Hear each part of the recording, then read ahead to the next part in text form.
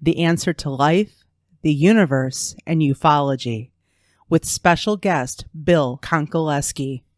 Episode 42 of the Michigan UFO Sightings and Paranormal Encounters podcast.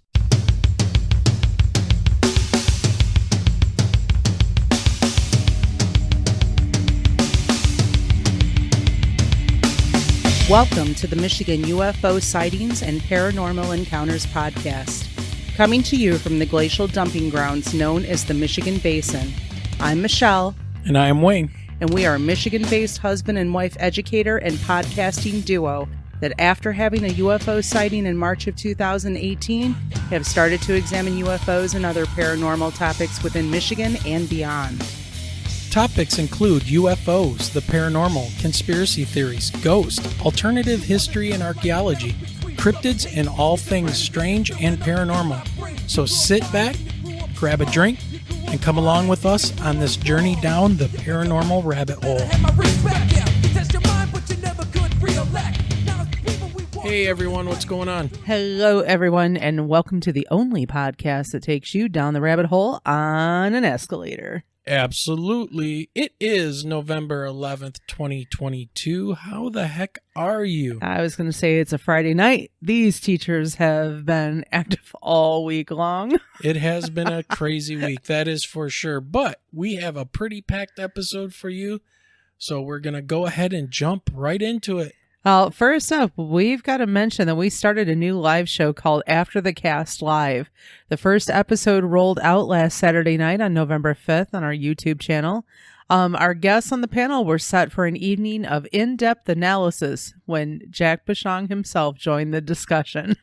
Our next live show will be also on our YouTube page next Saturday night, November 19th at 8 p.m. Eastern. So make sure you check us out. You never know what surprises we may have in store for you.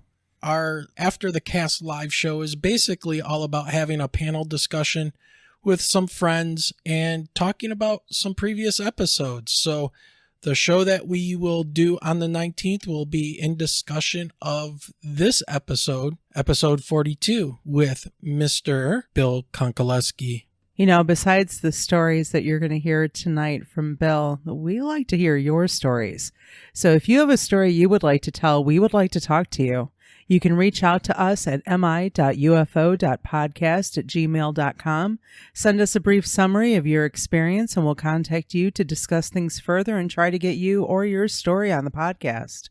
One of the things I want to do right now is I want to also give a quick announcement about an Unsolved Mysteries episode called Body in Bags. This episode was actually about a coworker's brother-in-law. After talking with him, we asked if we could share this with our listeners to hopefully get some help and provide any information they may have. Please watch the episode on Netflix called Body in Bags, and if you have any information that you can provide for the capture of Tamara or Tammy Renee Williams, please contact 1-877-WANTED-2 or go to unsolved.com. There is a $10,000 reward for information leading to her capture. Yeah, it's a pretty brutal murder, and this woman needs to be brought to justice. And if our listeners in the podcast can help, we would like to help the family put closure to this. So if you do have any information, we really appreciate it. All right, Michelle, I don't know about you, but I'm hungry already for dinner. It's time to go to New Boston Coney and Grill. All right, let's go. New Boston Coney and Grill.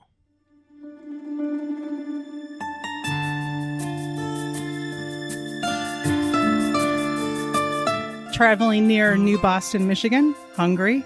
Well then, you need to check out New Boston Coney and Grill tucked away at 37005 Huron River Drive. With daily specials, homemade soups and desserts, and a staff that makes you feel like family, you will not be disappointed. Give them a try for dine-in or carry-out at 734-606-5313. You can find their page, including their menu, on Facebook. Bon appetit!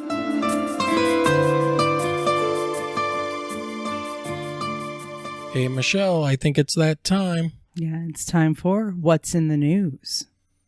Yes, baby. What is in the news.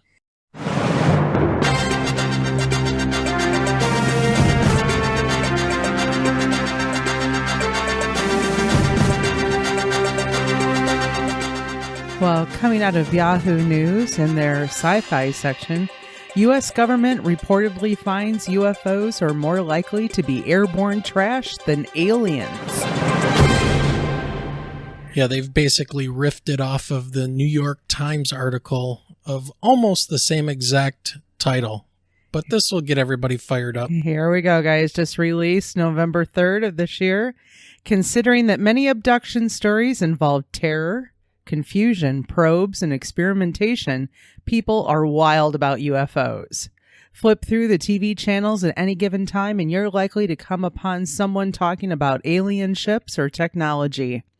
UFO Chronicles, now streaming on Peacock, is one such documentary-style show detailing the accounts of UFO and alien encounters. According to government officials, however, these unidentified flying objects are actually pretty mundane. In June of 2021, government officials released a preliminary report on UFO sightings, which didn't have a lot of answers. In total, 144 sightings were investigated, and only one of them could be explained. Now, government officials have a few more answers. On Halloween of this year, intelligence officials reportedly delivered a classified document to Congress updating that initial report. While Yahoo News hasn't yet seen that report, the New York Times spoke with individuals familiar with the findings. Oh boy, here we go. Here we go. The United States government has gotten away from calling these sightings UFOs, largely because of the loaded cultural connotations which come along with that name. Instead, they have begun referring to them as UAPs, short for Unidentified Aerial Phenomena. It's the same thing, really, just a new acronym. We like to say UFOs. In recent years, the government has taken a keener interest in these unusual sightings and put together commissions to figure out what's flying in our skies once and for all. So if you were waiting for the big reveal that aliens are in fact visiting our planet to see what we're about, share their technology, and invite us to their pizza parties, you're going to be disappointed.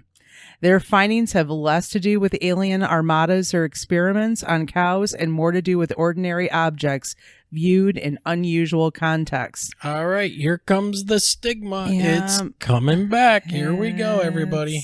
This is going to make many people mad. This is awesome. This is your government-controlled media. There, I just said it. Let's finish their narrative.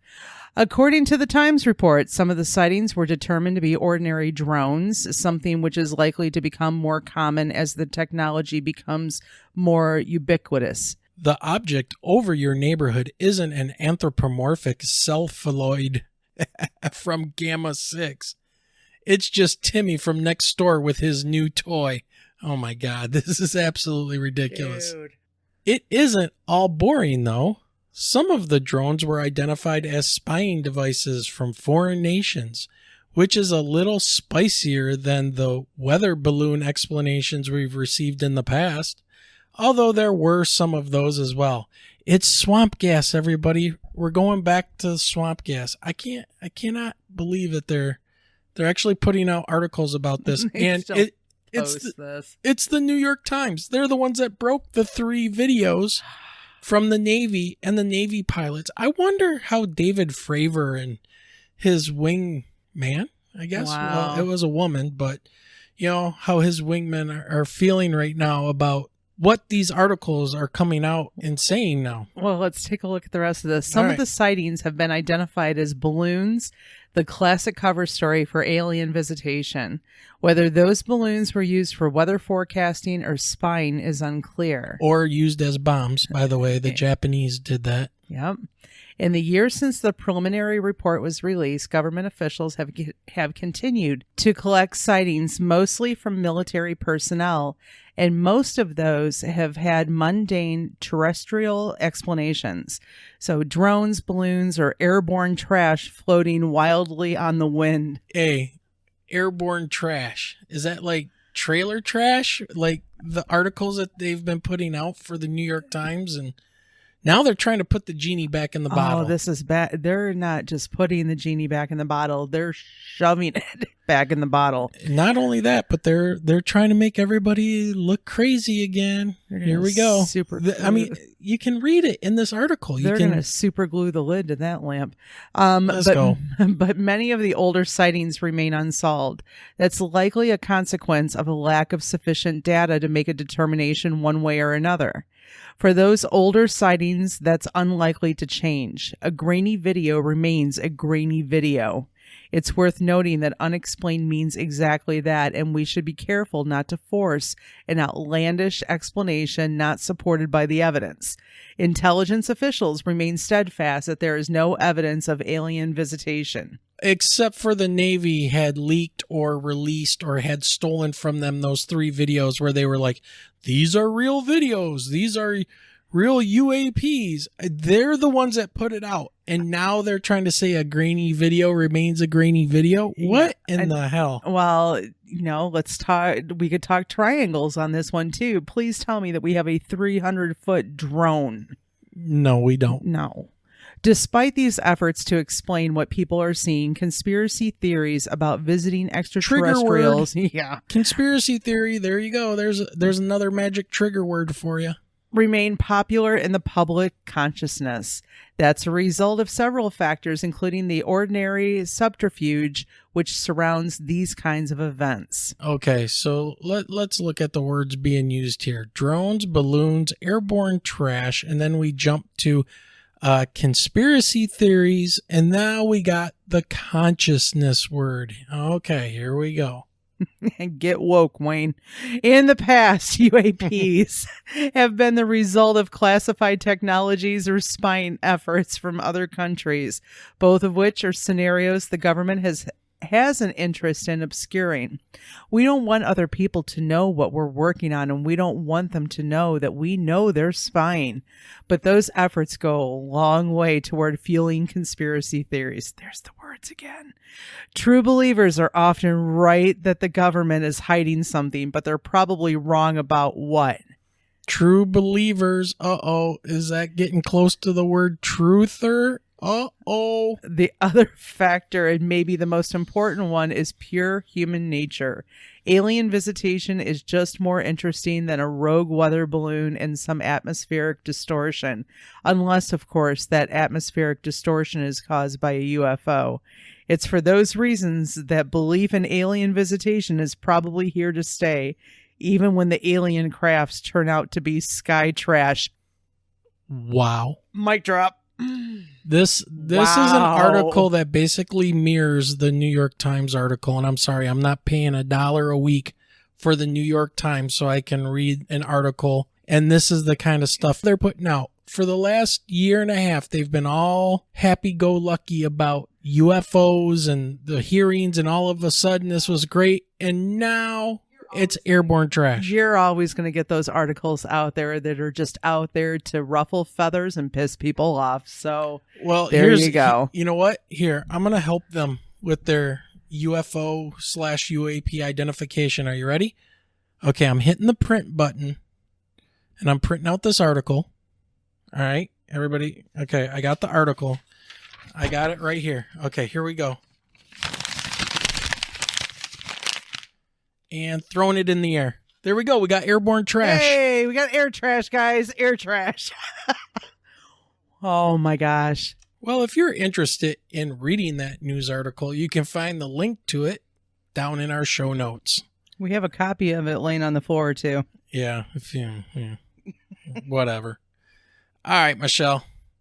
I think we should go ahead and get into bringing on our guest for this episode, which I'm sure would probably really set off the people at Yahoo News or the New York Times with his stories and information.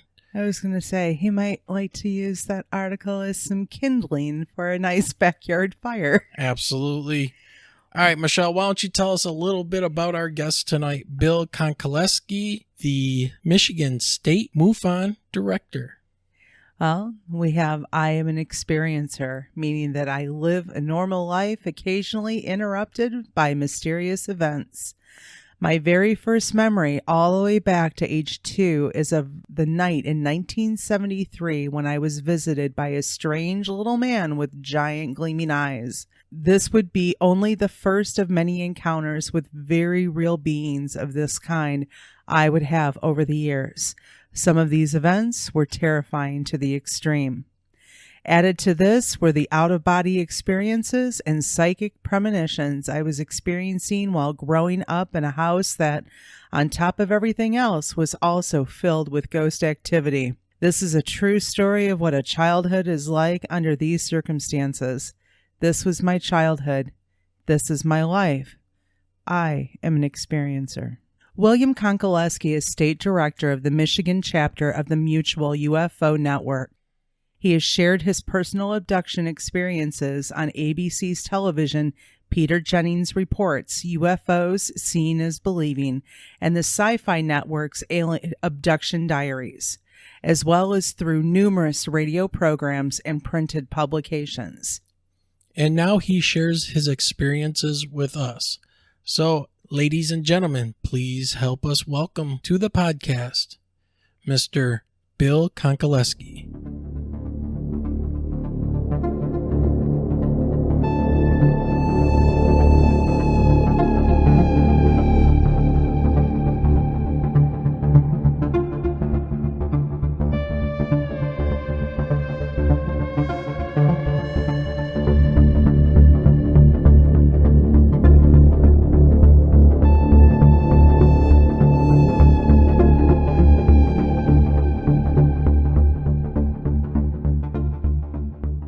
Bill, thanks for joining us. Oh, thank you, Wayne, for having me on. Absolutely. So, to get things rolling, can you tell our audience a little bit about your background and how you eventually ended up as the director of Michigan MUFON?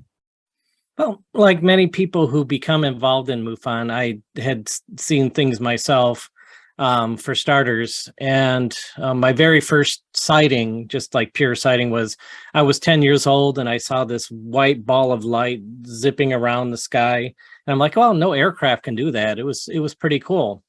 And when I was 18, a high school senior, I had a more interesting sighting. Me and two buddies were hanging out in his Chevette, waiting for another friend to come home from work. It was 9 p.m. February, so here in Michigan, quite dark. And we're all sitting there when this blue ball of light, about the size of a car, at about the height of 2 telephone poles, slowly flew over the car we were in. We watched this thing fly over at fairly low altitude, right? And then after that, a white ball of light came and ping-ponged all over the entire sky. It was zipping from one very end of the sky to the other.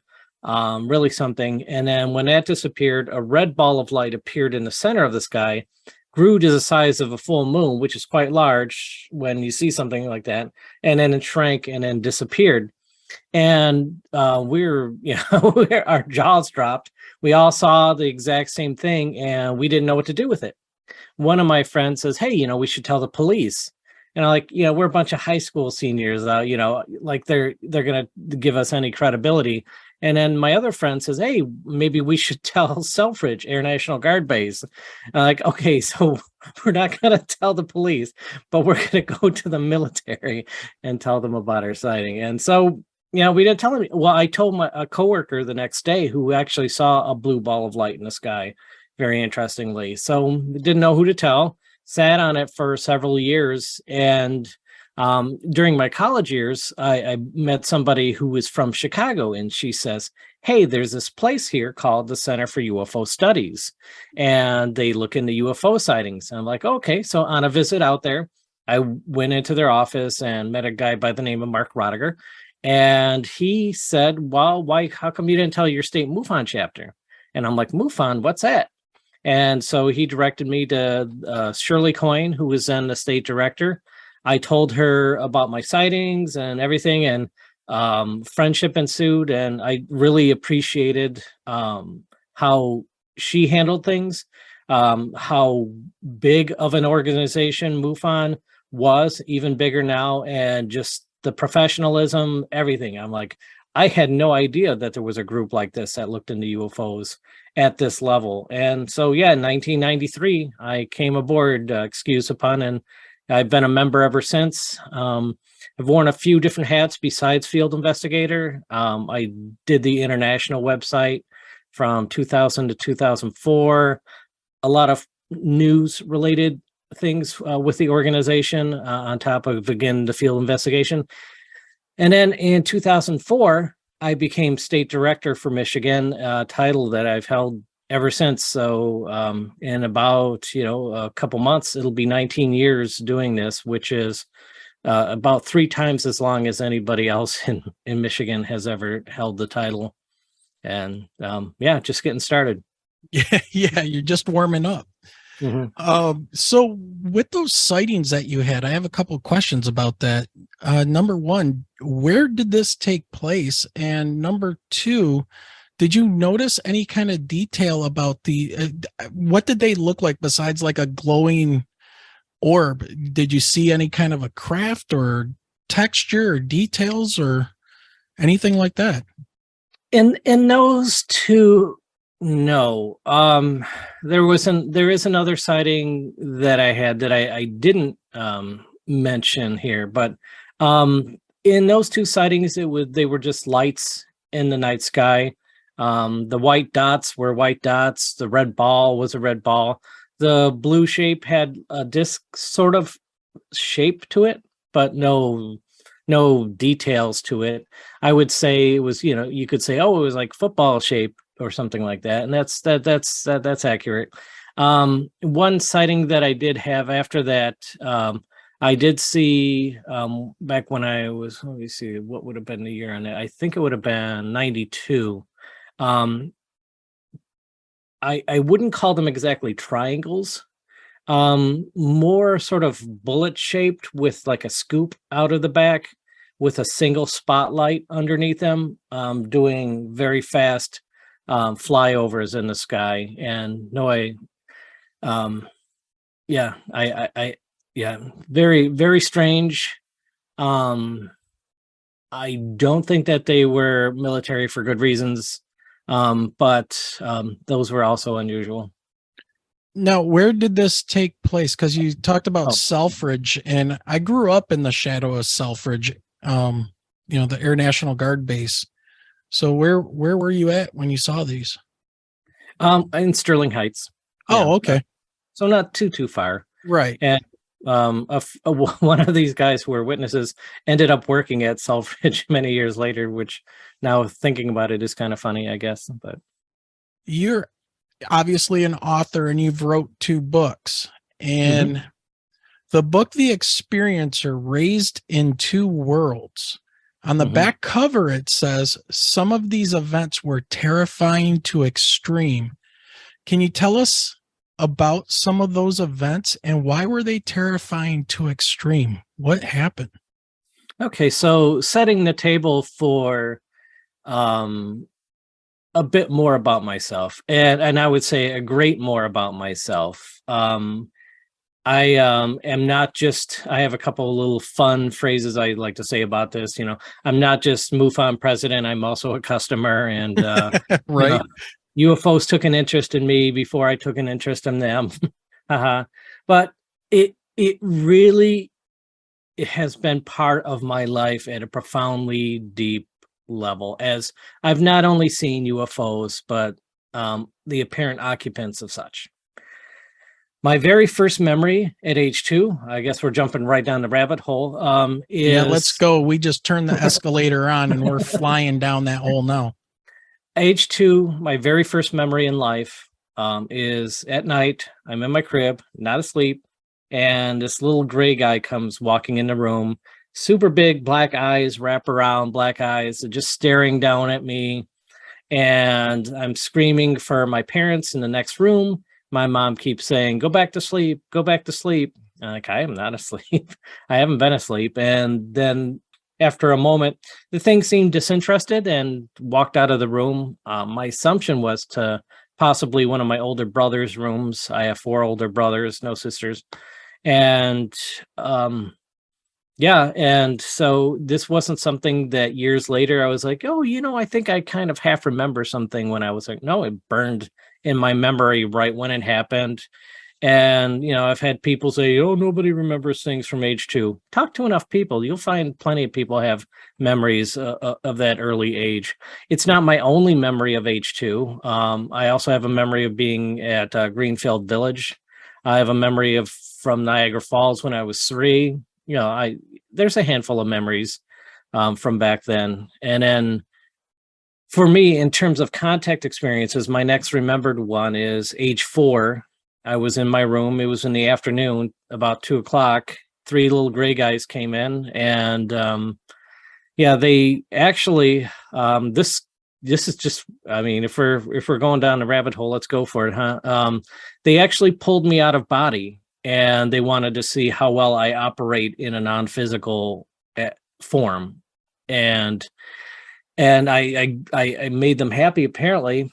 And yeah, they actually the experiment that they wanted to try was they wanted me to float down the stairs, which I like face first, which I did, and they were very happy about that. And I'm like, "Oh, this is great, got to tell my mom." And they're like, "No, no, you can't tell anybody." And then they popped me back in my body, and then when I woke up, I tried to recreate it. I tried to crawl down the stairs face first, and that didn't go quite the same. But um, yeah, the scary part. So, I mean, you asked specifically about terrifying. Obviously, a little gray guy at the foot of the crib at age 2 is terrifying. That thing at age 4, not so much. But at age 7, I was taken on board. I like to say on board, but I was in a round structure, and it was likely a flying saucer, but I don't know because I didn't see the exterior. And I was stuck into a chair where they sliced my arm. I still have the scar, and then deposited back in bed. That's kind of an edited version of the story. And the next day, I was playing out in the backyard with a friend of mine from across the street. I was 7, he was 6. We're climbing trees in my backyard when this mist rolled into the backyard with a little gray guy in it, and he telepathically asked me if I was okay, and I said, "Yeah, I'm okay." And it seemed satisfied, and then he walked out with the mist surrounding him. My friend remembers the mist. I still keep in touch with him. He didn't see the little gray guy, but he does remember when the mist came in. And yeah, so those were some of the early ones when I was young. And then it continued into my teens, and in fact it intensified in my teens, and leading up to perhaps the most scary thing, if that's the direction that we're heading, in that I saw this being that was about 7 feet tall on board. And I thought of it as a giant praying mantis, looked very much like a praying mantis, and had a very intense energy to it. Its level of energy was just astounding, and to me it was. I was very afraid of this thing because of how consecrated its energy was. And they brought me directly to this thing to scare me. And it was like being brought into the principal's office. I was age 16, and this thing was like telling me to go along with the program, and saying that, I'm resisting too much, and just to go along with it, and I will be able to see the benefits of my participation rather than struggling against it. And it really much felt like the little gray guys. And I've seen 3 foot tall gray guys, 5 foot tall gray guys, and it just seemed like they were having a very difficult time impressing me that I should go along with the program, so to speak. And so they brought me into to another being that they thought would have a greater effect on me. He frightened me, that's for sure, but I don't know if I was any less resistant after that. Now, did you see the body of this larger creature? Was it like insectoid, or was that just like the appearance of like the body and the arms, and or did it not have arms? Okay, so one really odd thing about it. First of all, I thought of it as a mantis. I even called it a mantis. And to my friends that I could talk about this with in my family, I was referring to it as a mantis. Interestingly, just a few years later, when I started to dive into contact literature, the works of Whitley Strieber, for example, he in fact calls them mantis. He not only saw them, but he actually calls them the same thing, mantises. And so I thought that's very interesting, like that somebody else not only saw the same thing, but calls it the same thing. Then I started to run into several other people. Now, one detail that I left out just here um, is humorously a detail that several other people share, in that it looked like this thing was wearing like a cheap wizard Halloween costume. It just had this sort of tacky robe on it, like almost like a graduation robe, like slash wizard robe, really shiny. And so I didn't really get a good look at its body because of this garment it had on. And I would come to find out that that's how other people encountered this thing too. Yeah, most, just looking at a picture, just seeing the outfit of this thing on somebody else's sketch of it is just it's funny and it's chilling at the same time. Well, since you mentioned that they spoke telepathically to you, do you think they were maybe reading your mind to figure out a way to present themselves to you in a certain way? To a degree, I think they understand our limits, and that how much we can take, how much fear. We're very much a fear-based species, and we can be coerced to do things from fear. We can definitely be triggered by fear. And so I think this mantis being was an understanding that this is probably the limit that I could accept. I would have a hard time with this, and that was intentional, that this would be difficult for me, but it wouldn't be so much that I couldn't handle it. So I do think, yeah, they know our limits, and that can be useful to them sometimes. Sure. So why Raised in Two Worlds for like a subtitle? Why did you go that route?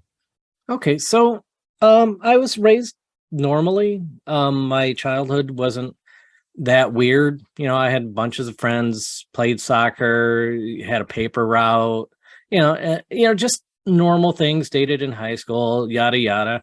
Not really anything out of the ordinary. So very much of this world and of this expectations that you have of children and teens and growing up in general. Except there was this other part of growing up. Um, my friend Sandy Nichols, also an experiencer, once asked, he's like, "Do you ever wish that this had never happened to you?" And I said, "I don't know. I wouldn't recognize myself." Because it's been very foundational to my life. My very first memory is this stuff. At 2, 4, 7, 9, 10, all through my teens into my 20s. And it eventually let up, but I was brought up in a normal world where this type of thing doesn't exist, and yet this basically is part of who I am, part of my identity, every bit as much as the normal stuff, if that's what you want to call it. And so, it seemed like my life was on two tracks, two separate segregated tracks running at the same time, and hence Raised in Two Worlds. Okay. And so I knew at the time that I put this together, things, I think the amount of material has expanded since when I put this out. I think it was 2009, if I remember right. The When I was first getting into the UFO books, I joined MUFON in '93. Found out a lot about my abduction experiences. I was regressed, and then started reading a lot of the books after I had an opportunity to explore my memories without polluting them potentially. And then just was going through the book, seeing what agreed and what didn't agree with what happened to me. And a lot agreed and some didn't. And the eventually, there were a lot of books that talked about when we explore the lives of children, this is who've had these type of contact experiences. This is what we find. And it was very third person. There wasn't that sort of first person voice of actually being the one that grew up through this. And that, although that's changed, I thought, well, I have great notes on my experiences. This is something that could add to the discussion. And so that's was the source of why of that first book being up until about age 20 and talking specifically about growing up with this type of experience. Okay, so moving on from the first book, then let's get to Experiencer 2, When Worlds Collide, and that's your sequel to The Experiencer.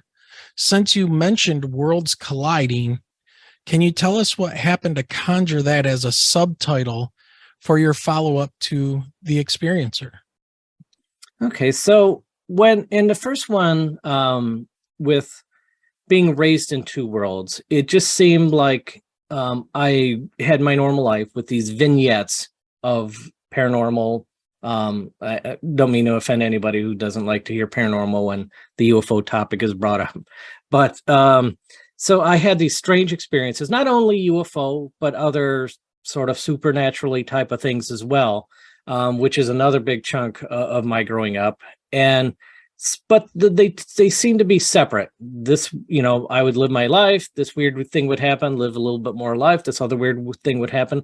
But as I got into my early 20s, it seemed the phenomena took a very specific, deep interest in my personal life. And this is common. I've been part of a lot of experiencer groups who sit around, used to be in person, now lately on Zoom, talking about their experiences. And the very extra strange part of the phenomena in that it's not just that the beings come and take somebody and maybe have some physical examination in mind or something like that.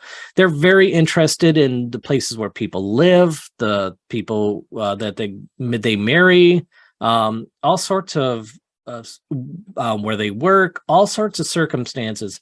It's on a strange, intrusive level, and it was, the two worlds suddenly became one for me. Like every step in that sort of foundational period of life, from about 20 to 25, where you're really aiming yourself in a particular direction and coming into adulthood, they were like, okay, let's work this plan.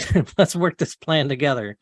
And yeah, the phenomena just embedded itself in my life. The two worlds collided, so to speak, and it's made all the difference, really, in terms of so much that happened in my life back then and the direction it pointed me in, including joining MUFON and becoming embedded in the phenomena that way. So do you think that they had a plan for you to get to being like state director at this point? I mean, I've heard different stories, like my wife and I being educators, and I'm a science teacher. She's an English teacher. Our experience we had seeing a giant black triangle in 2018. And now here we are trying to figure out what it was, what was going on. And we're talking to all these people now over the last 2 years over a podcast of something I've never wanted to do. Michelle's never wanted to do it. And just really bizarre how we ended up here and the people we've connected with. Like Jack and I, so Jack Bouchon was on our previous episode, and we were talking for 45 minutes to an hour before we even started recording, because Yes. him and I have so much in common. Michelle was telling his wife, hey, come up to Michigan. You have a long lost brother-in-law up here. Like, we're like two peas of the pod. It's just really bizarre, and all the different experiencers and stuff that we talked about.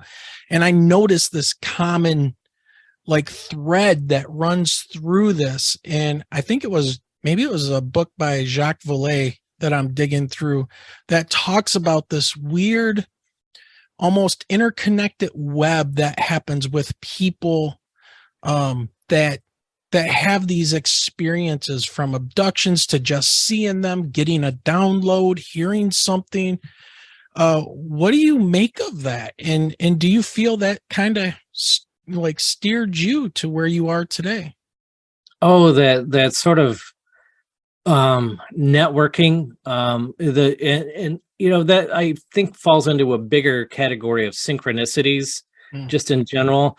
Yeah, the bizarre synchronicities I've had, and I've seen other people. Yeah, I know people. It really takes a cake. I'm like, that is just absolutely ridiculous that this chain of events happened to bring you where you are right now, which seems to be exactly where you need to be. This major intervention that would be required on a cosmic scale to make these things happen, and yet they do. And one theme that a strange thing, I'll just bring this up. Today and yesterday, two people brought up transparent beings. They could actually see through them. And I'm like, you don't generally hear that. It's not the first time I'd ever heard it, but it's odd that two people are like, hey, you know, I had this happen. I'm like, well, that's kind of unusual. And that's only a small one. You know, I could get into some really big and stranger ones.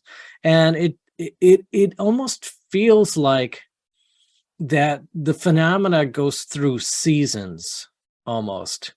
And that where groups of people that have always tended to experience the same type of thing will all of a sudden activate and have experiences and have oddly similar experiences. But you can't really put a finger on why. Like, why did these two people just have, you know, or at least bring up these sort of not entirely physical beings or cloaked beings or whatever that made them transparent. Now, these two people, I'm sorry to interrupt, but these two people that you're talking about, they don't know each other. They're separated, or? They actually do know each other, but Okay. not that well. Just they know each other from the community, and Okay. I know that they did not have a conversation with each other. Okay. I wanted to see, because we've talked to people, especially when it comes to March in 1994, and we're going to dig into that a little bit. I want to pick your brain on that, since March 8th was such a big deal. But yeah, people that have listened to our show and heard our one experiencer that we had on, Guy Merritt, and I know he says that he has talked to you before. No, I'm very familiar.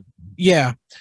South of Flint, and then all these crazy things that happen. But then come to find out, one of the people that saw the same craft that he did early in the morning, he was in Port Huron, but later that night, or I think it was the day before, Guy was in a band and was playing with the band in Imlay City. And this guy, his name is Ed, was there at the bar. Didn't meet Guy, but walked up to the band, and Guy remembers him walking up because he asked him if they could play Wipeout. And the guitar player or whatever looked at Ed and said, no, we don't play that song. We don't know the words. Right. Being a smart Alec. Right. And, you know, when they found out and they connected through us, our site and our podcast, it was like crazy. And then we had another person that was on the outside of this a few days later, had a sighting a few days later of the same craft in the same location, south of Flint, listened to our podcast and got right in touch with the guy, and they compared notes, and it was ridiculous. Like the synchronicities are crazy. So it all pointed them all to come, and all of us talked about these triangular craft that we've seen. And it's just bizarre. You know, as Guy would say, it's just completely wacky. Like what nobody would ever believe you. Mhm. So I find that very fascinating, that the way these things seem to happen, and people find each other in these experiences. So did you have anything else you wanted to add on to that before I dive into a different set of questions? Maybe not. My stories in these books, I try to write them in a lean fashion. Some of the UFO books that have been out there, I find to be kind of bloated with a lot that people don't tend to care about, and so I try to keep it very tight and to the the what I feel needs to be said in a comprehensive, easy to understand way. And there is yet another book's worth of material out there I could write about, but it may take a while before I get that out. And Experiencer 3, maybe? yeah, yeah, Awesome. but yeah, it'll be a while. It'll be a while. But yeah, I did my best to add my voice to the community, and hopefully somebody gets something out of it. Awesome. So just for anybody listening, both of his books can be found on Amazon. So if you're interested in finding those books, it's Experiencer Raised in Two Worlds, and then Experiencer 2 When Worlds Collide. Two So Worlds Collide. Yeah. yeah, okay. Mhm. All right. So let's dig in a little bit. I'm going to start hitting the hornet's nest and probably upsetting some people, but we'll see how this goes. But ufology seems like it's constantly rehashing the history of certain events, whether it's Roswell for the 30th time or the Maelstrom incident. And don't get me wrong, it's important to have examined these events and maybe go back and look at them again, like the March 8th, 1994 Western Michigan UFO incident. You know, a lot of people didn't even know about that, and it was great to see that happen. But it doesn't seem like things are moving forward, or it's extremely slow. Like ufology seems almost stuck where it's at. What do you see as the future of ufology, and where do you see MUFON in that future? Oh boy, wow. That's there's several questions in there. With I'm almost going to tackle it backwards. I guess. Um, MUFON has made outreaches to the political community, and for example, if you had seen the May open congressional hearing, the questions that were asked by Representative Andre Carson out of Indiana to the Department of Defense, those questions were written for him by MUFON. Oh, So, nice. Okay. That's good to know. there are connections being made primarily in the elected officials who are taking an interest in this. These reports continue to come out. Wait for what's next.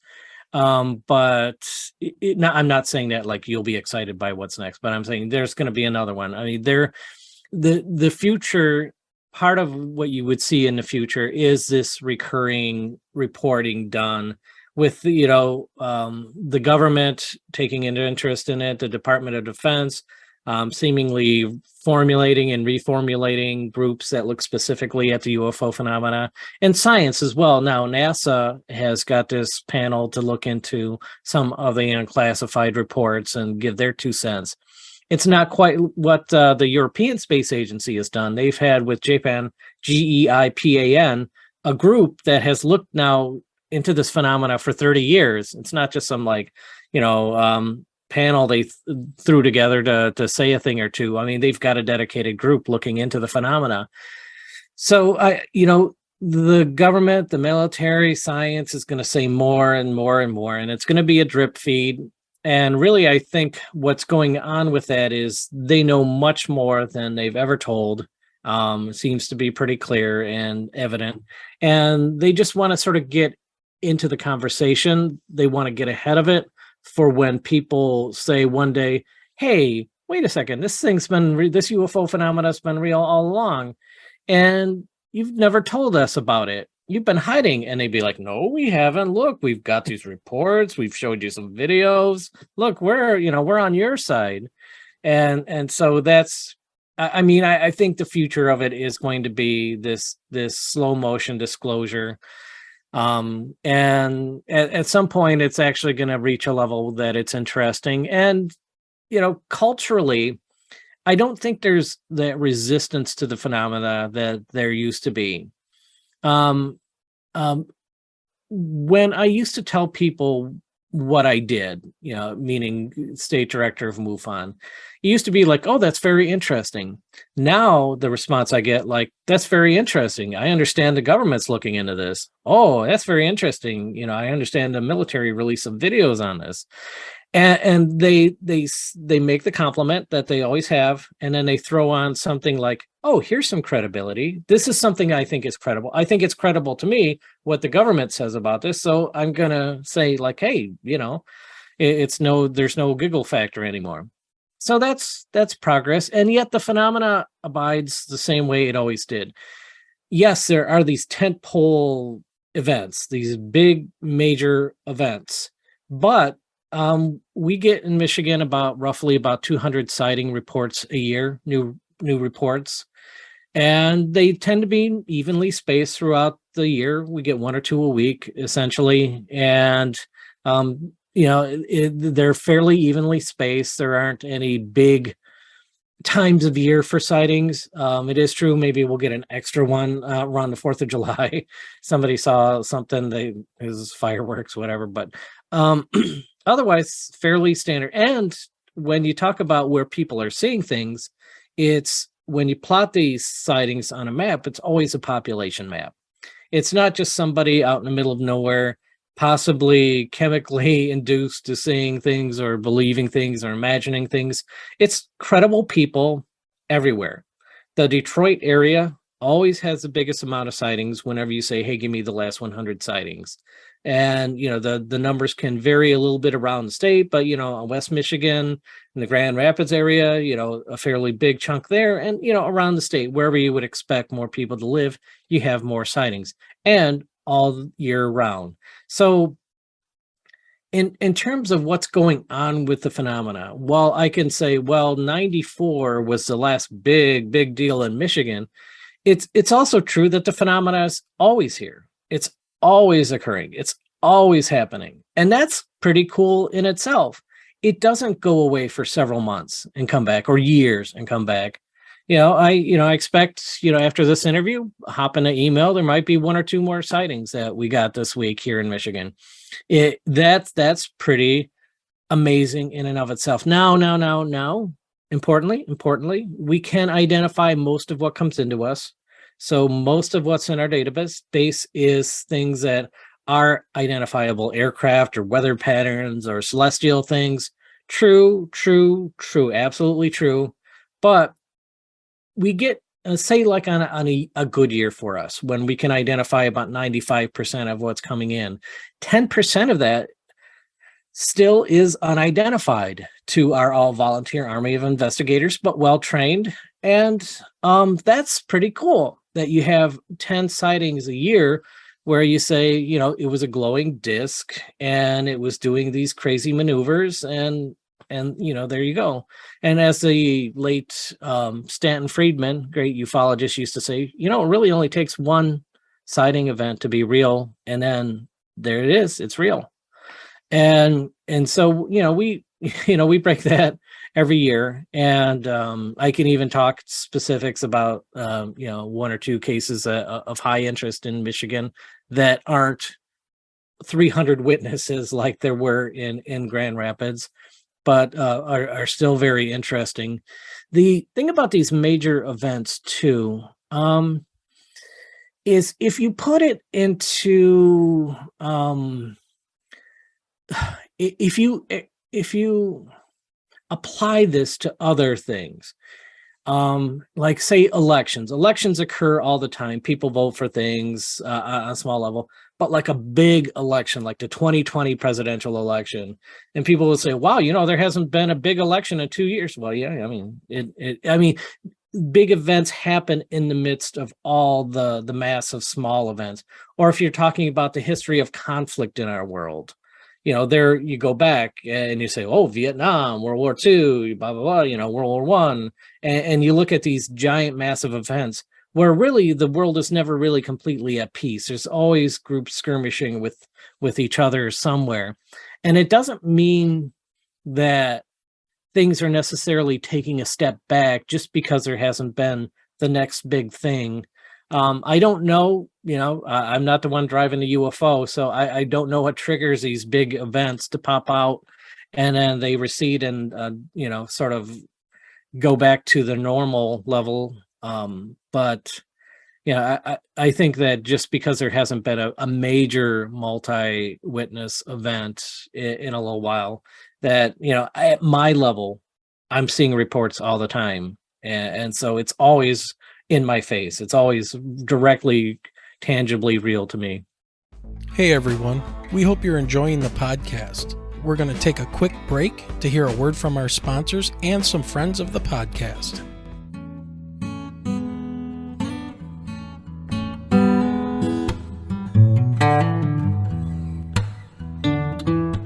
Hi, this is Ray Szymanski, author of the Alien Shades of Grays trilogy, and you're listening to Wayne and Michelle on the Michigan UFO Sightings and Paranormal Encounters podcast.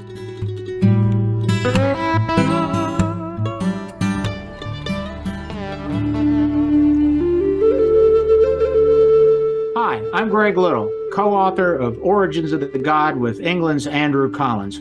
It's a great book. It's about UFOs and the paranormal, and it gives an explanation. It's not what you think. And you are listening to Wayne and Michelle on the Michigan UFO Sightings and Paranormal Encounters podcast.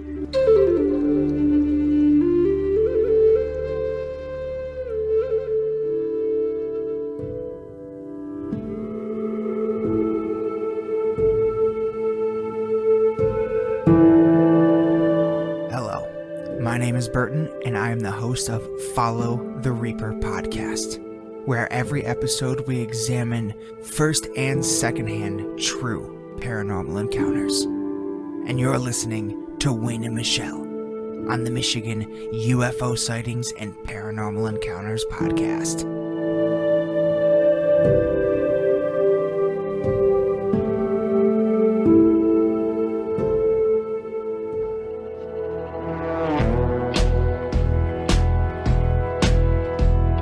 Hi, everyone.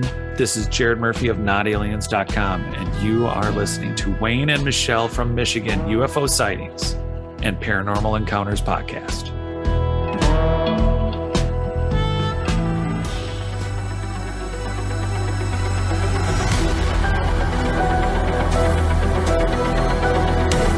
Hey there, it's Richard Serrett, occasional weekend guest host of Coast to Coast AM and host of The Conspiracy Show, and you're listening to Wayne and Michelle's Michigan UFO Sightings and Paranormal Encounters podcast.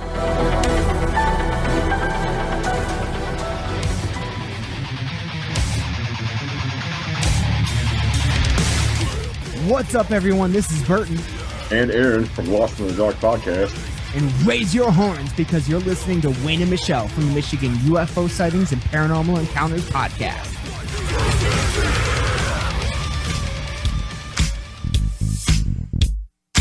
What is up, you guys? It's your girl Gemma Jade from Gemma Jade YouTube, Moon Bear Oracle, Paranormal Chop Shop. You're here listening to Wayne and Michelle with the Michigan UFO Sightings and Paranormal Encounters podcast.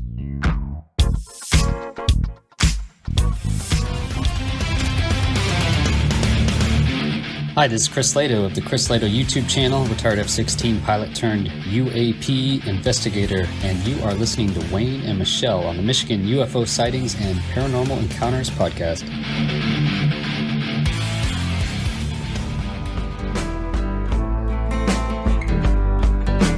Hi, this is Terry Lynn Keel, Director of MUFON Memberships, investigator, demonologist, and author of Alien Healing, the true story of a benevolent extraterrestrial. And you're listening to Wayne and Michelle on the Michigan UFO Sightings and Paranormal Encounters podcast.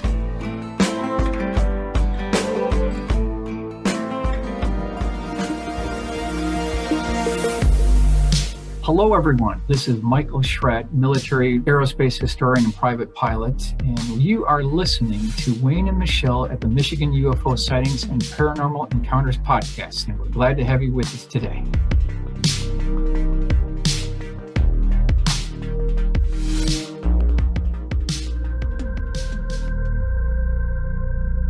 Hi, this is Sev Talk from MUFON, and the author of You Have the Right to Talk to Aliens, and the host of Alien Spirit TV with Sev on YouTube. You're listening to Wayne and Michelle at the Michigan UFO Sightings and Paranormal Encounters podcast.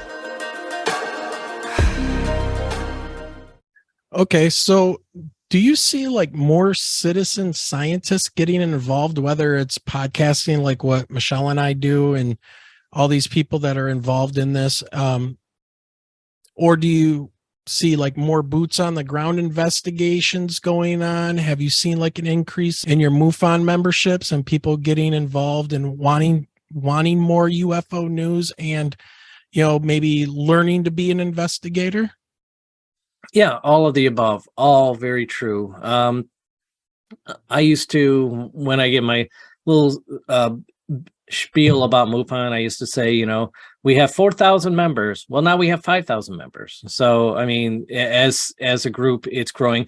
MUFON's been around since 1969. I have not been around since 1969, but the organization has steadily grown in earnest. You might say, well, 5,000, you know, that's not a huge number, but there is no other group like MUFON. I mean, really, we're the world's largest civilian UFO research organization, and in 40 plus countries. And, you know, other groups, well, somebody will say, well, what about the National UFO Reporting Center? Fantastic depository of UFO sightings, not particularly known as an active investigative outfit. Not to take anything away, it's a great way to have a highly visible post of a number of sightings. It does very well in the lane that it's in, and I have tremendous respect for them. But as an investigative group, nothing like MUFON. Now, if you compare quality to quantity, the Center for UFO Studies at J.L. and Hynek's group, I mentioned CUFOS earlier, being headquartered in Michigan. I mean, that's a group made up of primarily PhDs. So these are scientists looking into the phenomena. It's a much smaller group of, like, you know, a much smaller group. But these are, you know, when you have a group of PhDs discussing the UFO phenomena and you're in the room with them, it's a whole nother level of conversation. And if you look, just pointing to, I think the hot new scientist right now talking about this would have to be Gary Nolan, who, if your listeners are interested in hearing what a real scientist has to say about the phenomena, I would encourage them to find an interview with him on YouTube or wherever. He had, you know, said that the CIA came to him directly and said, you know, a lot of close encounter witnesses have had their brains affected by their sightings. And he looks into them and says, yeah, sure enough. Yes, they have. And he also, if you get a good interview with him, he'll talk about his own personal contact experience, not just seeing a UFO, but he is himself an experiencer. And he's, you know, just geneticist, Stanford, if I remember his credentials correctly. This, you know, he's the real deal. And you know, if you don't, if you have tempered expectations of what somebody who's a civilian volunteer UFO investigator brings to the table, and you want that science, you know, I would say check out Gary Nolan. Yeah, I recently saw that he has kind of come forward now more and more talking about what was his role in being called in by the CIA and talking about the experiencers and how their brains were changed. It was very interesting. Yeah, so everybody out there, take a look into Gary Nolan and see because I believe he was first introduced in, was it Phenomenon? And he was trying to do some type of material science or something like that in that documentary. And they basically didn't come to any conclusions by the end of that, if I'm remembering correctly. Do you recall? I remember seeing him in one of those. I hate to. I watch so much UFO content. Which one it is kind of that bleeds together, but I could believe it was possibly that one. And in any case, watch it.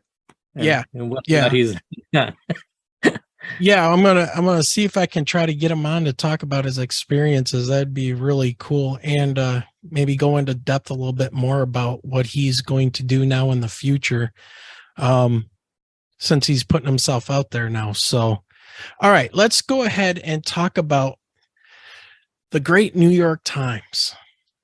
And I don't know what to make of this, because I was all on board at the beginning with the release of the videos and the credibility of the Navy pilots and things like that.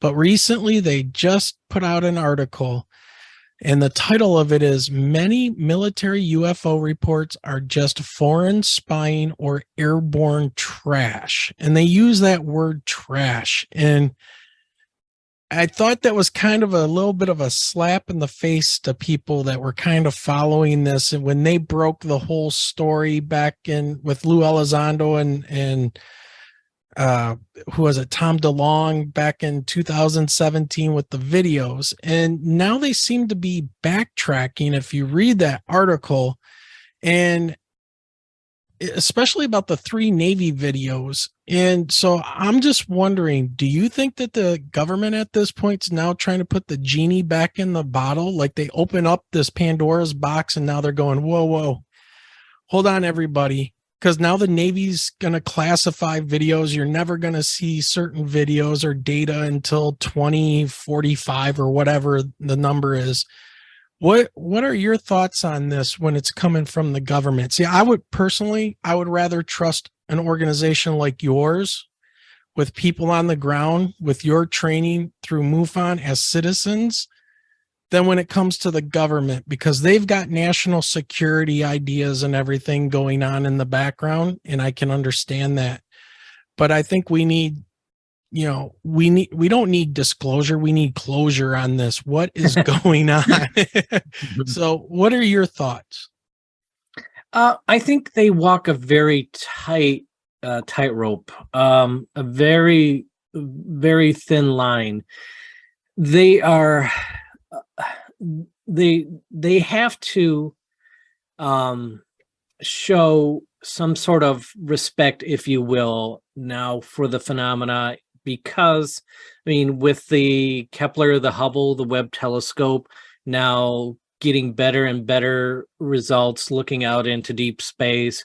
You know, the estimate is 2 trillion galaxies out there, and in the Milky Way galaxies, maybe 1 in 6 stars have a potentially habitable world on it. I mean, the science is being put out there that the odds for life out there, it's in the favor of that. That's a reality.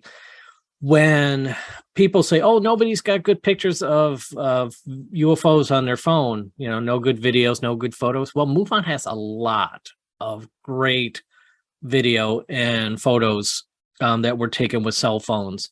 They're not publicly released. These are people that come to MUFON and say, "I took this video. I don't know what it is." And there's that anonymity. There's that confidentiality. When you want to share one of these things publicly, it's a very specific release form that the witness has to fill out. And I've been through that when I've shared things occasionally. We don't just dump out this, all these videos and photos, but they exist, they're real. And the government knows that more and more content is being acquired, captured, filmed, and that due to, primarily the internet, people who are credible are connecting with one another and having open discussions about this phenomena, and everything is moving in the direction that, even if the government wanted to deny it, there's going to be that straw that breaks the camel's back, and they're not going to be able to deny it. And because of that, they have to get in ahead of this argument and be seemingly open, seemingly taking it seriously, so that when the time comes, like I mentioned before, and somebody addresses them, they'll say, "Oh yeah, we were always on your side." And if you look at the videos, right? Oh, one way out over the Atlantic, one over the Pacific. These aren't videos over land. It's a test balloon. What will people think of a video of out on the Atlantic, or and they're Navy videos? They're not civilian videos. They're not over land. It's not an accident, and it should be apparent when you look at what was released. It was not an accident. The type of videos that came out, leaked, if they say that or not, right. So that was very intentional to get the public's response to it.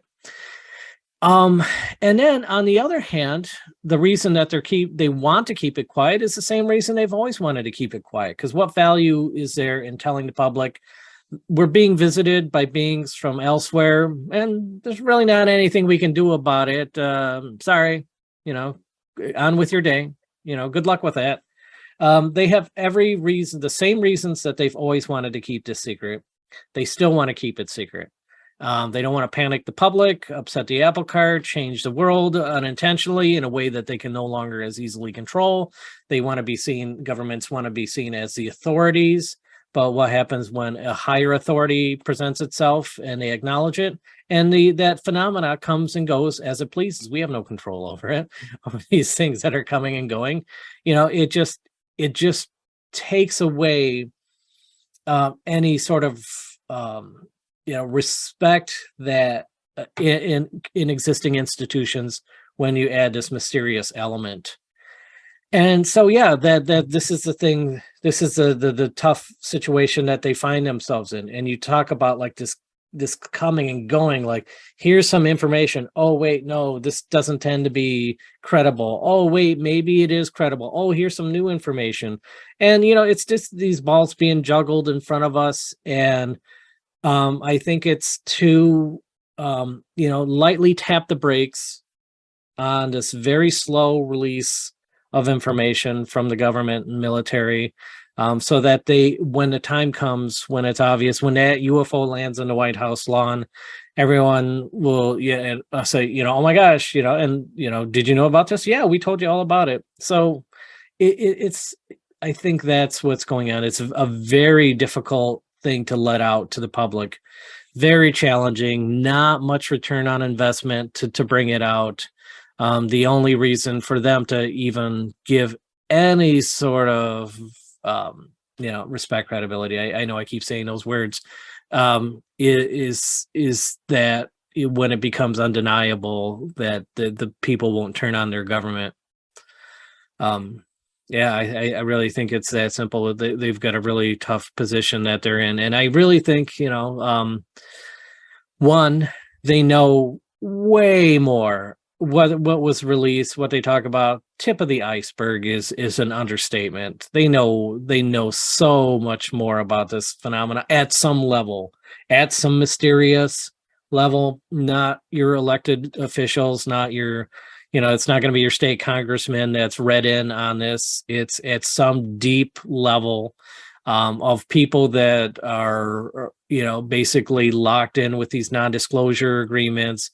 And being able to sort of monitor the situation in a way that they're not out of office in a couple of years and feel free to talk about things that they shouldn't. So that's a problem. But on the other hand, I have not ever been one to need the government to tell me whether or not this phenomenon is real. I've experienced it firsthand, and I'm part of a grassroots organization that we get these reports in all the time. I don't need anybody else to tell me whether or not this is a real phenomena. Yes, 95% of what comes into us in any given year can be explained. That's almost everything.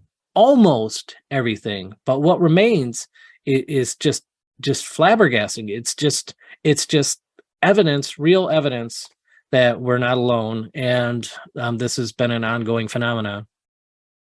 I couldn't agree more. Do you think the government has a crashed UFO or retrieval of technology that they're working on? And by the way, when you were talking about the elected officials, I always used to say that, why would you tell these deep, dark secrets or, anything about this stuff to a temporary employee? Because they could be gone in 2 years or 4 years, or they leave, and that's probably not the best person to have. You probably want generals or military people at the Pentagon or defense contractors or some deep, that deep state, that's going on. But back to my original question, do you think there is some type of technology that they have recovered and are working on? I think so. The closest I can come to an actual witness is my dad said he worked with a guy who was, when he was in the military, he saw them reverse engineering discs at Area 51 of all places. And, but apart from that, I'm not so much the conspiracy guy. I don't do these direct investigations and try to shake out information and try to put these pieces together. There's great people out there in the UFO community doing that good work. But I find credence in the stories of reverse engineer technology. And, Fox's new, not James Fox, his new movie, Witness to Contact, I think it might be called. Pardon me if I got the title wrong, but it's about Moment. Isn't it Moment of Contact? Could be, yes. Moment, yeah. Brazil's Roswell. I have yet to see the film, but I have seen his interviews on it, and that seems to be a very credible disc crash retrieval, as well as a being that was in that disc. And so I think there's a lot out there that support that these things do happen. These things come down. These craft come down. They're retrieved probably all over the world, and it's squirreled away someplace where somebody's trying to figure out how they work and then turn it into a weapon. Yeah, I tend to agree, and I hope that they don't come looking for their technology at some point. Hopefully they've just kind of written it off or okay with the stuff that we have found, but I would hate to be around if they decided they wanted it back and what that would cause. That might be the straw that broke the camel's back moment you were talking about earlier.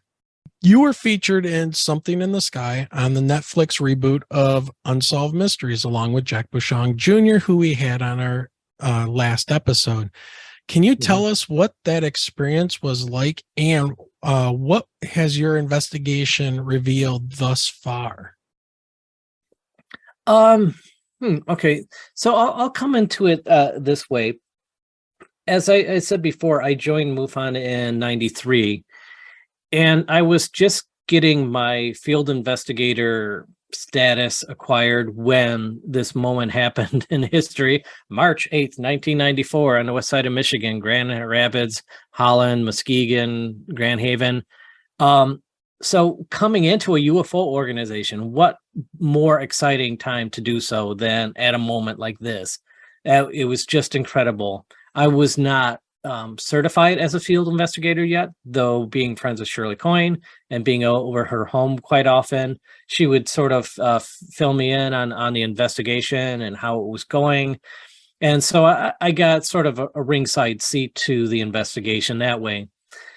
But there were so many witnesses to this particular one night. There were people who witnessed discs, solid discs of different glowing colors, like you'd see a red disc or a blue disc or a green disc flying around. They would snap into formation, snap out of formation.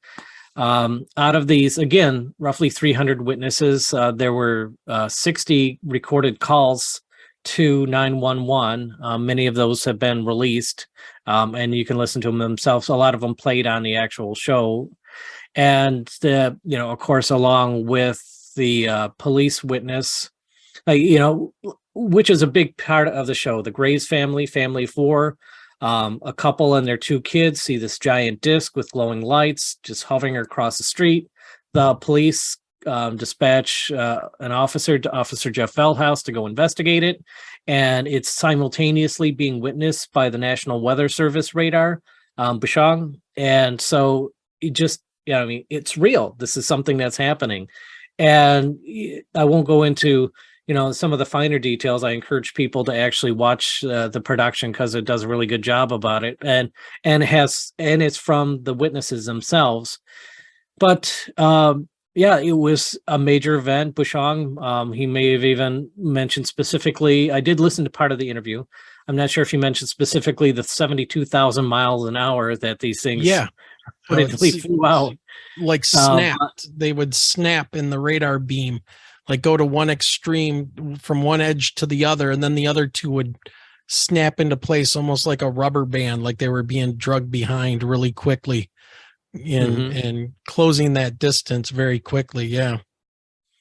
So, and people ask if there were any pictures or videos, because if you watch the production, you'll notice that there wasn't any in there. And I am in possession on a VHS tape somewhere in the house of some of the videos that were supposedly taken at night.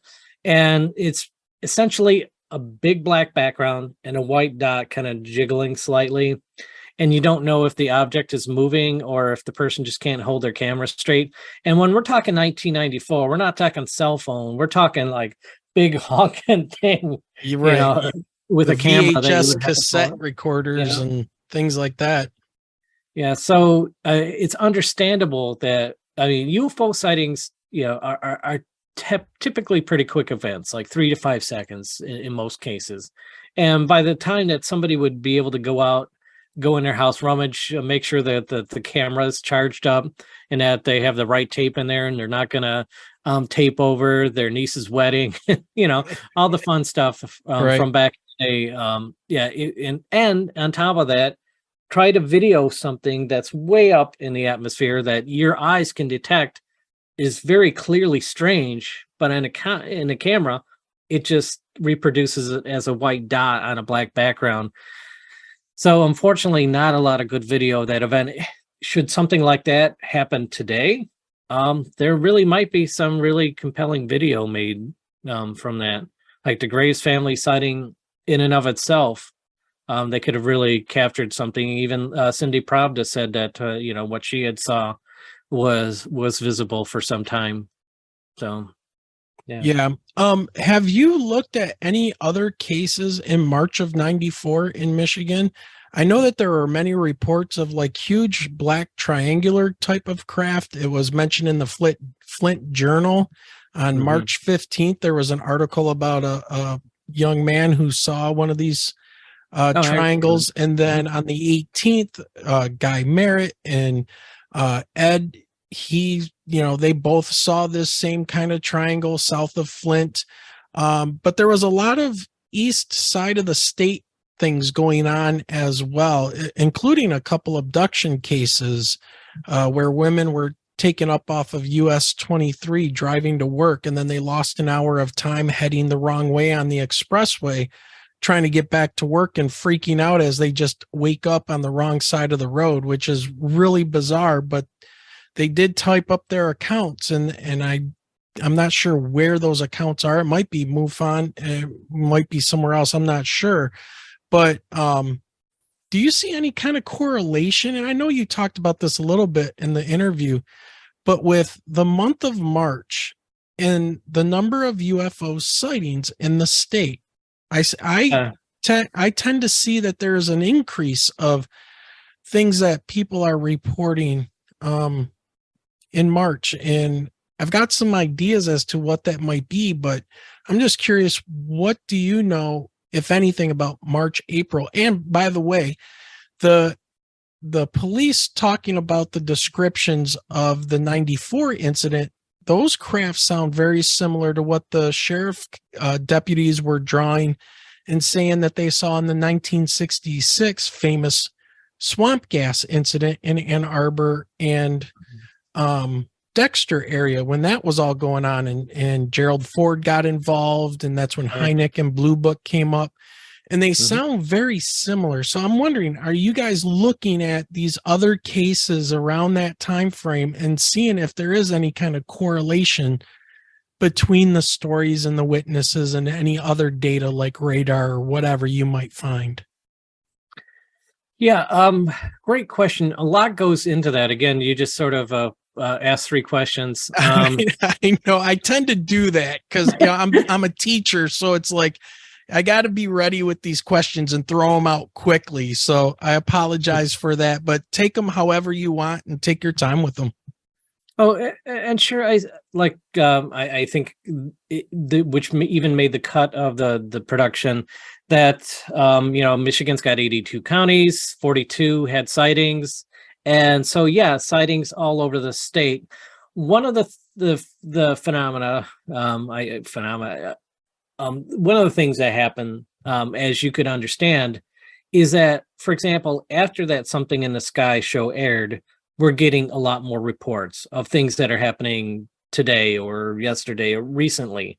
So once it gets into the media stream, then it excites people to report things that have happened to them. So that's a factor. Now, in a sense, how I say these sightings are ongoing all the time. A lot of people don't know who MUFON, have heard of the organization. They don't know who we are. If somebody interviews a MUFON investigator in a newspaper, that could bump up sighting reports too. And, because we're getting about 200 sightings a year to a small group, essentially, that most people haven't heard of, that means we're getting just a very tiny part of what people are seeing on a regular basis. And then once that name gets out there, like I said, I didn't know about MUFON until I went to Chicago, and they said, go to talk to your state MUFON. Then we tend to collect more reports that way. So in a sense, that report made it to the front page of the Detroit News Free Press. The front page, the March 8th event, the Graves family is on the front page of the Free Press, the News Free Press. And so that will help, draw in the feed. And so if people are reporting things a week later or whatever, it's because there's still that media buzz about it, and people want to be part of the conversation. I can only imagine what, in a modern social media sense, a major event like that would do. But so that's certainly part of it. And I do find it interesting that and I know somebody who lived in Port Huron who actually had a sighting on March 7th of 94. So related in the sense that it's something in the sky that can't be explained, and it doesn't seem to be anything else than some sort of vehicle, some sort of craft or whatever. Yes, but how to exactly tie things in together? There are some correlations, sure, on the discs. Between, you mentioned between 94 and 66, but there's also some differences too in a lot of the sightings, and it's hard to say what's meaningful and what's not meaningful. There was one event that happened in 2004 where a guy said that this wedge-shaped black vehicle landed in his backyard, no wheels, had 3 portholes on the side, was there for an hour, and then it flew away. This very strange, very unique looking craft. And so I put it, like Stan Friedman would say, put it in a gray box. Like, okay, that's interesting. Nobody else has ever reported anything like that. Guy seems like he's on the ball. Okay. And then in 2008, somebody else, truck driver, who's a Michigander, who's happened to be down in Oklahoma, came to one of our in-person MUFON meetings and said, hey, look at what I saw down in Oklahoma. And he sketched that same, nearly exact same thing that the other guy had saw.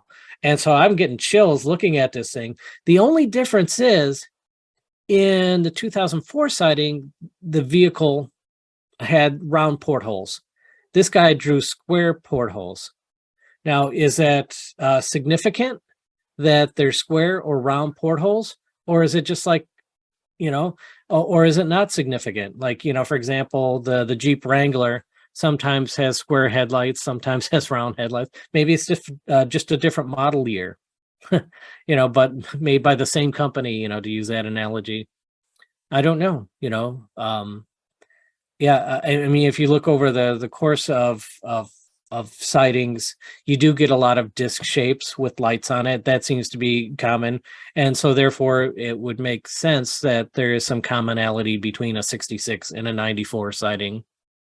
Yeah, I was just wondering because obviously you would have, certain characteristics like shape, size, but also like function. What do these things look like they're doing? And that kind of got me interested in the last little bit of, and I wish there was more information in the episode of Something in the Sky, but the last little bit of the episode, there was I love this report, and I don't know why, but the waterfall in Lake Michigan that was reported by the two campers. Have you or anybody at MUFON looked any further into that report to see if there were any other witnesses out there at that time or anything like that that could back up that story? Because that is fascinating that these things seem to have some kind of interest in our water. Yeah, reports of craft around water, drawing up water, it's not uncommon. And so in this case where apparently there were two witnesses to this, that means there was more than one. I'm not used to there being this type of report coming off the coast of Michigan, and particularly West Michigan. All right, so we're getting ready to wrap this up here. I got a last couple of questions for you. And again, I want to thank you. I think you've given us some great information to talk about and to think about when it comes to these sightings and the 94 incident that happened, and just trying to get everybody's perspective and just kind of build my own knowledge on this subject, because this was never anything I was deep diving into before until our experience. So one of the things I wanted to ask you, and you hinted to this at the very beginning of the interview, and I'm curious, is there a case besides the March 8th, 1994 UFO incident that you investigated or had investigated that truly surprised you? So something that kind of totally blew your mind.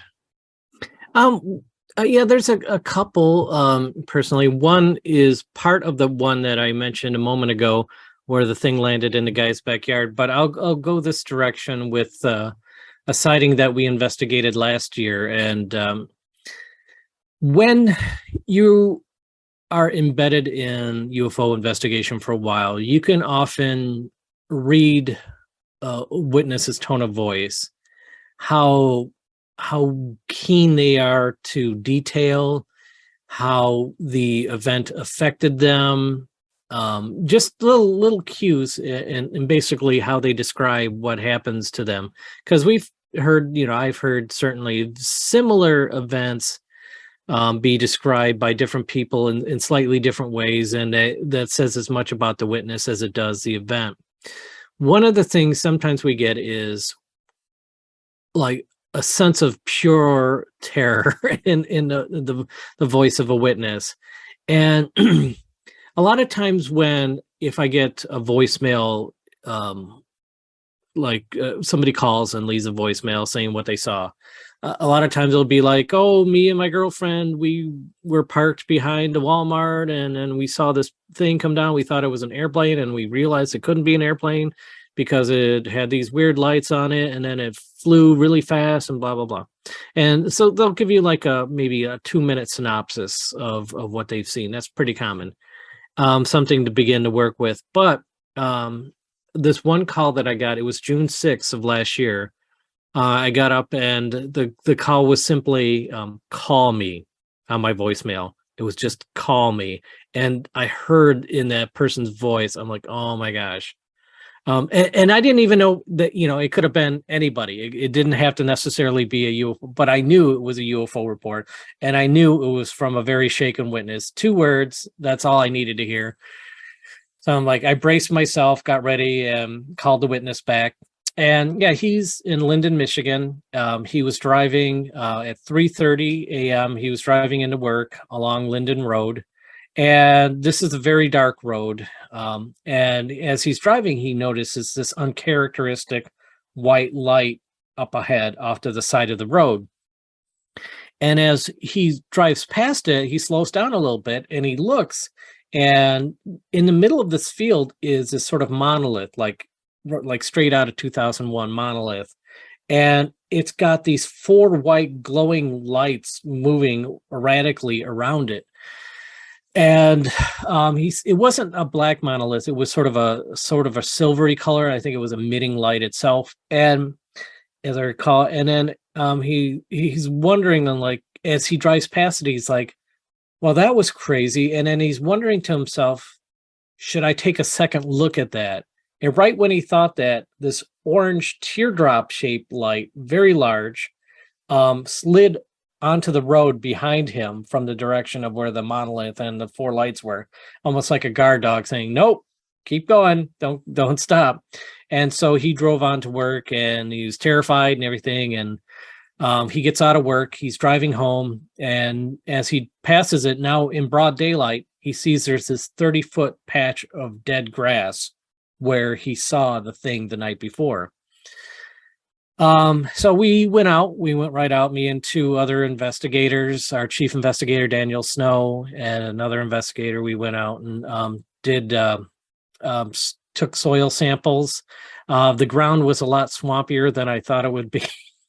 And I had several occasions to try to wrestle my foot, my shoe, to make sure it wasn't stuck. And the witness, he came in these full waders, and I'm like, why didn't you give us some heads up what we were getting into? But we took soil and water samples and passed them along to our lab in Missouri.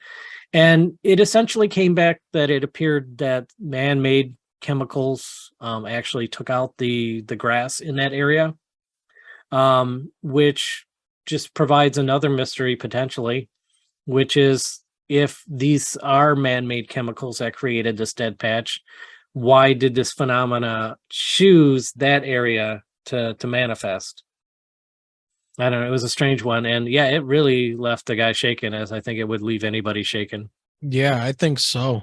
Wow. Yeah, that's a great case. And no idea who might have been in that area to do such a thing with chemicals, or maybe they were chemicals from the craft. Maybe, but I guess they were able to identify these types of things. They didn't really seem out of place. They didn't seem, I mean, it seemed to be like the type of thing they've seen it before. Like, oh yeah, whenever somebody dumps this in the grass, obviously it's going to kill the grass, kind of a thing. It didn't seem anything exotic. I'd like to think that, it was some weird thing and we got hold of something really cool, but I got to be straight with these cases. Yeah, the case is strange enough as it is, without needing some extra weird stuff to have been deposited on Earth, like out of like Creep Show or something with that Stephen King thing, Yeah. No, it was just a strange sighting in an unusual place. Well, speaking of Creep Show, has there ever been anything that you've been called out on or to investigate that you were told it was a UFO investigation or something, but it turned more paranormal, maybe spiritual, ghost realm, anything along those lines? Wow, that's a deep dive down the rabbit hole. You can't say you're wrapping up a show and then set up for a 2-hour conversation. Well, it is a slow moving escalator down the rabbit hole, as people say about our podcast. So but yes, for certain. Sometimes, okay. It used to be whenever we would take a UFO report for somebody, it'd be thank you. And then, somebody got a bright idea to ask one of our previous chief investigators, hey, investigators, when you ask somebody about their sighting, can you ask them if they've ever had another UFO sighting, any other UFO sightings? And sometimes the answer would be yes. And a lot of times people will lead in with the most benign sighting. Oh, I saw this white light do a 90-degree angle in the turn, turn in the sky. And then so you take the report and they're like, oh, thanks. And they're like, by the way, when I was 12, this UFO landed in my backyard and took my whole family. And, they'll lead in with something like that. And if you ask them, it's an even greater chance. Now, I made potentially the mistake of saying, how about then at the end of an interview, instead of, just asking about their sighting or asking them if they've seen another UFO, ask them, have you ever seen anything else that you can't explain or encountered anything else you can't explain? And whoo, the floodgates open. I represent an organization that is very focused on a very specific slice of the mysterious universe. Unknown craft, unknown lights in the sky, main focus. You could get degrees of variation from that are slight. Even the abduction contact experiencer phenomena is sort of in its own spot within the organization, that's handled in a different way than our mainstream investigations are for the main part. I'm not going to really get into the weeds of the complexities of that, but we're a group that looks at flying saucers. That's our charge. And when you find out these other things, poltergeist activity and the like, and all sorts of weird things, it's often all mixed together, very much so. And as investigators, to a phenomena that can often be answered in checkbox form. Okay, so what color was it? Okay, how fast did it move? Okay, how long did you see it? These little things. When you have somebody with these deeply narrative experiences of something that's unexplainable, that can't fit a checkbox, you get really into deeper and deeper water of what people are reporting. This is fairly true of whenever I talk to somebody who's had a firsthand contact experience. They tend to be frequent flyers. For starters, rarely is it somebody that's just had one experience. And basically the way that these things go is you get them on the phone and you tell them you got 45 minutes. And after an hour and a half of them just non-stop talking, non-stop, you don't get a syllable in, then you really have to make a hard end to the phone call, tell them that you'll speak again, and then you have another hour-long, maybe hour and a half conversation where they talk your ear off nonstop. And this happened, and this happened. And then my sister was missing, and then this red light came in, and it was like this other thing that happened to us when we were in high school. And I told this friend in college about it, and then we had this experience together. And then, and then the ghost of, her mother showed up, and then you're just like, oh my gosh. And you're on the ropes hearing these amazing lifetimes. Yeah. Just absolutely amazing stories, incredible, from great people. And it's just astonishing, just astounding. And it's a wonderful, wonderful thing. Very hard to corral and put any parameters on. And then it's usually that third conversation where you're allowed to ask them questions and start to put some sort of semblance of structure around everything. But that is common. So many people out there live incredible lives. Yeah, isn't that part of the problem with this phenomenon, is that we cannot put it into a nice little box to study? And so it's very hard to take standard scientific methods and apply it to this phenomenon. It's all over the place. For sure. And there's this thing though, that if you don't give things titles, if you don't call them it's easy to say aliens. And maybe they're not technically aliens, but if you don't give them some sort of structure, you can't even have a conversation. you can't even talk about it because it's so hard to define that you could never talk about it at all. So you have to give these flawed definitions to things. You have to give these, flawed. I would say flawed human symbols, because we're trying to represent what these things are that we don't know. So we're picking a symbol and framing it and saying this is what it is, like little gray men. Well, that might be how they appear to people, but that might not be what they are. Mm-hmm. Right? The perception could be totally different than the reality, but the frame that we put that in is the little gray alien.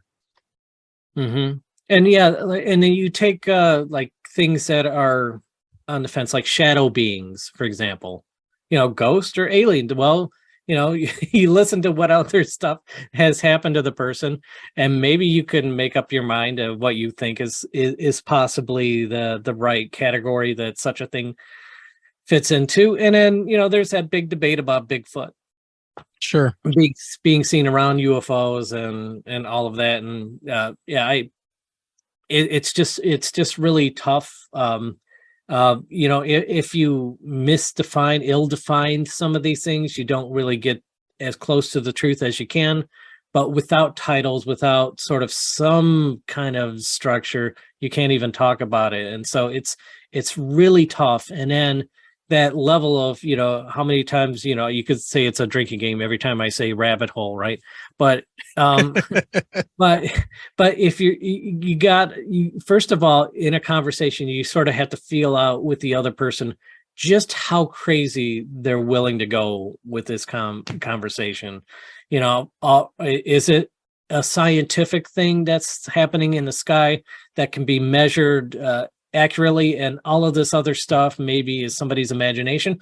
Or do you take it all in and maybe we're in this big simulation and blah blah blah, and so you have to find out. Everybody's at a level, everybody's at some point in the spectrum about where they think that we are able to define what's going on. And so sometimes you see some very awkward conversations going on between people thinking that they're talking about the same thing, but really not having a direct conversation at all, because they approach the phenomena in such profoundly different ways. Yeah. And then you end up, it almost becomes like holy wars, because you end up with people, basically are trying to defend their belief of one thing versus somebody else's belief of the other. And you got science trying to dip their feet into both aspects, trying to figure out what's going on. And I've noticed that in the community, it's a weird paradigm of how these things like interact with each other. It's really bizarre. And I'm kind of glad we've branched out on our own to ask people like you and get people's different opinions, but we're not coming to any conclusions. We're just trying to gather data as to what is going on and why did we see what we saw, and why did I hear in my head, get away, you don't belong here, and there's a huge black triangle floating at the center of 275 and Ford Road in Canton. And by the way, I do really want to thank you for getting me in touch with Daniel Snow, which is an investigator, and having us relay our story and send him pictures and our notes and things of what it was that we saw on that night of March 9th, 2018. So I really appreciate that. Oh, for sure. So wrapping this up again, but we'll do it for sure this time. Where can people find you, or more information about MUFON, and maybe about joining and how that all works, or maybe becoming an investigator themselves? Right. So if you are interested in reporting your UFO sighting, go to MUFON.com. There's a report form there. If you are interested in being a field investigator, become a member of MUFON. And there's instructions at our MUFON.com website how to become a field investigator. If you're wanting to join the local community of MUFON. It's investigators and people that are interested in the phenomena, but not necessarily in any particular role or title. You could go to Michigan MUFON's site of mimufon.org. Again, it's MI for Michigan, MUFON.org, and find out about our local meetings. There is currently no membership cost for our state chapter. We put out a newsletter every other month, and we also meet every other month. In fact, our upcoming guest, November 6th, at 7 p.m. is Jack Bushong. So if you go to our website, you can find out more about how to participate in that meeting. And I have a couple books out, of course, on Amazon and other places you find books if you want to hear more about some of the stuff I talked about tonight. Awesome. All right, Bill, we took enough of your time. And again, I am very, very thankful that you were able to spend this time with us and talk more about MUFON, your own experiences, the 1994 whole incident. It's really great, and it really helps us get a better understanding of what's going on out there, especially somebody who might be new to this and see something and then look something up and happen to find our podcast, and they can find you right there and hear you explain and talk about what's going on in the organization that we have here in Michigan and worldwide with MUFON. So I'm very happy with that. So I want to thank you very much for coming on. Oh, thank you so much for having me. All right. And with that, ladies and gentlemen, we're going to take a quick break and we'll be right back.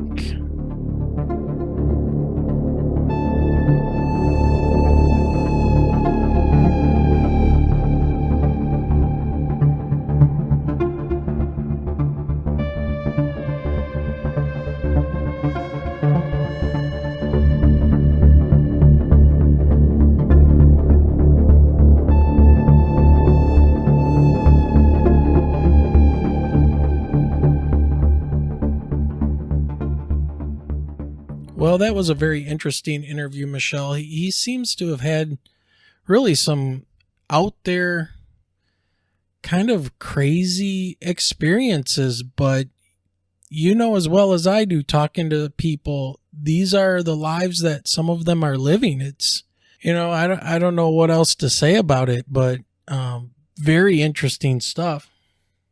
And then you've got articles like we read tonight where, you've got the other part of it where people are always trying to dismiss.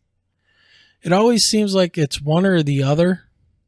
It's aliens and abductions versus everybody's a crackpot. There's no middle ground. We saw something and we're just trying to find answers. But man, it seems so diverse and sometimes so extreme as to what's going on out there. But either way, whether people believe this stuff or not, something happened, right? You know what? We're going to keep digging and we're going to keep talking. Yeah. So if you would like to support the show, there are many options. You can buy us a cup of coffee, sign up for a Patreon, donate through PayPal or Anchor, check out the merch store, all of this by clicking on the link tree that will take you to all of our support options, as well as links to various podcast platforms so that you can continue to do this digging and talking and asking questions as well. Yeah, and don't forget, hit that like button, subscribe if you go on our YouTube channel. That really helps us out as we start to grow that YouTube channel as well. And you can easily find that in our link tree. So, Michelle, it's been a long week. It's been absolutely crazy and draining, to say the least. I think we should head on out. What do you think? I think that sounds like a plan tonight.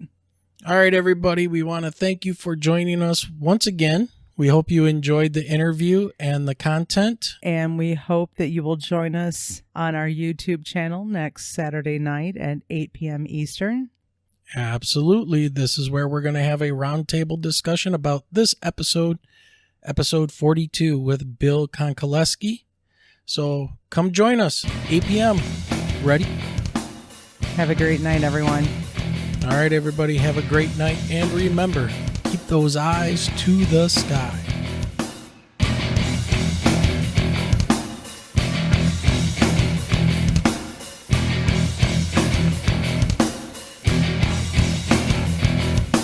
You have been listening to the Michigan UFO Sightings and Paranormal Encounters podcast. You can reach us at mi.ufo.podcast@gmail.com. You can also find us on Twitter at mi_UFO and join our Facebook group by searching for Michigan UFO Sightings and Paranormal Encounters. So until next time.